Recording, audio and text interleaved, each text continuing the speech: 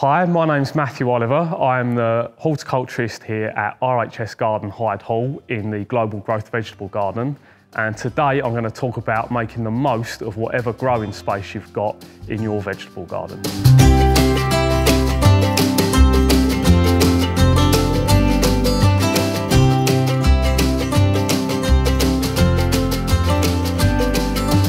So it doesn't matter how big or small your growing area is, you want to come up with some sort of cropping plan in order to make maximum use and efficiency of whatever area you've got. If you've got a small patch, maybe just one small raised bed in a small garden, then you might want to ignore some of the crop spacing distances between plants and pack things in a lot closer than would be advised so that you can make maximum use of the small area that you've got. Whereas if you've got an allotment, you can probably go down the more traditional route and space things out as they would be advised and grow things to full size. Now, the next thing you need to think about is crop rotation.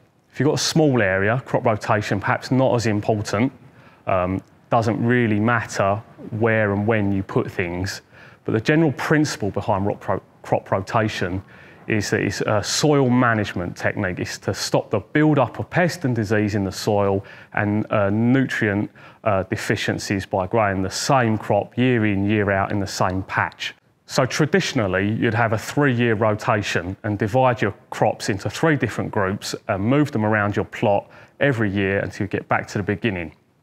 Now, you could do a 4-year rotation or even a 5-year rotation, depending on how much space you've got and how wide a variety of crops you want to grow. Once you've decided what crops you want to grow, then coming up with a sowing plan is quite important.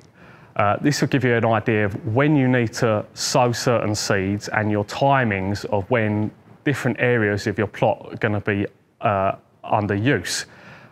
It's a good way of identifying gaps that may appear and how you can fill those gaps with different crops to make maximum use and efficiency of the space that you've got.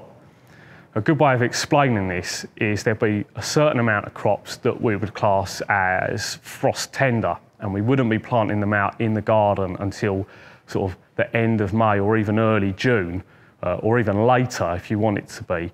Crops that would fall into those categories would be things like sweet corn, your runner beans, dwarf beans, pumpkins, squashes, courgettes, where there really isn't a lot to be gained by planting them outside much earlier than mid-May, when the risk of cold weather or a late frost could really knock them back or even kill them. And that means you would have a gap in the growing season before all those tender plants could be planted out that you could make use of to use that space for another crop. And that is what we call catch cropping. And there's certain crops that you could use that fill those gaps really well. And some examples of those would be anything like lettuces, rocket, spinach, radishes, things that are quick to germinate, quick to grow and quick to harvest. So you can get a harvest off of them in a short number of weeks and they'll have been and gone before your main crop for the season goes into that patch. The other thing you need to think about, especially if you've got limited space, is what we call intercropping. And that's perhaps where you would mix different crops together in the same patch and exploit the time difference between different crops maturing. A classic example of that would perhaps be if you had a block of sweet corn that you were doing. When the plants are very young, perhaps 45 centimetres to 2 foot between plants, and that's a lot of wasted space, but you can make use of that space before the sweet corn matures. So you could mix 2 crops together and in the spaces in between do a much smaller crop like a lettuce. And that means you're making maximum use of the ground you've got before the sweet corn get big and mature and shade out the crop you're using to intercrop with them. You can also think about catch cropping in terms of the other end of the season, and there'll be a certain range of crops that will finish early. A good example of those would be something like your first early potatoes that you'd be harvesting by June or July, or your spring sown onions that will be finished by July, perhaps peas that will be finishing in June, or even broad beans that would be done, especially if you did an autumn sowing of broad beans, that would be done by even May. And that's going to give you the back end of the summer, at least sometimes 12 to 16 weeks of empty space that can be used after your main crop has come out. So some examples of things that you could follow those crops up with. Traditionally, once your first early potatoes come out, they would be followed on by a crop of leeks in July. You still have time to crop those. Perhaps when your onions came out or your broad beans came out, you could do successional sowings of dwarf beans. So you'd have a first sowing and then your second or even third sowing of those. They'll keep cropping right into the autumn for you. Or you can delay the sowing of some of your frost tender plants and just put them out fractionally later than perhaps what would be advised on the back of the packet. So you can make this as complicated or as easy as you like. You can draw up a cropping plan on the back of an envelope with a pencil, or you can even go to the lengths of producing something on the computer with lots and lots of detail. I keep it really simple, pen and paper, draw out your plot and just scribble on it where and when you want to put things.